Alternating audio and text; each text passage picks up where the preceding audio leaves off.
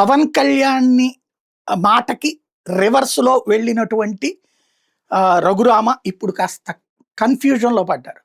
అందుకే అర్జెంట్‌గా బయటకొచ్చేసి అబ్బే! నేను డిప్యూటీ, ఆయన డిప్యూటీనే గాని నాది చిన్న పదవి, ఆయనది చాలా పెద్ద పదవి అంటూ మరొక రకంగా అంటే ఒక పక్కన తనకి అంత అవకాశం రాలేదన్న ఆవేదన గూడా ఉందనుకుంటా. ప్రత్యేకించి ఎవరు అనకముందే ఆయన మాట్లాడారు. మామూలుగా ఏ వైసీపీ వాళ్ళు అన్నారు ఆయన డిప్యూటీ, ఈయన డిప్యూటీ అని చెప్పేసి. బట్ డిప్యూటీ వర్సెస్ డిప్యూటీ అని ఎవరంటున్నారంటే ఎక్కడో సోషల్ మీడియాలో అంటే దాన్ని రైజ్ చేయాల్సిన పని లేదు. ఆయన నోటితో ఆ మాట అనడం ద్వారా మరింత రాజేసుకున్నారు. ఇంకో పక్కన ఏదైతే గోదావరి జిల్లాలోళ్ళందరూ శ్వాస పీల్చడం ఎట్లాగో పేకాట ఆడడం అట్లా అంటూ మొత్తం గోదావరి జిల్లాలోళ్ళందరినీ పేకాట రాయుళ్ళుగా మార్చేసినటువంటి సందర్భం. దాన్నే ఇప్పుడు చివరికి అది జనసేనకు ఒక రకంగా కోపం తెప్పించింది.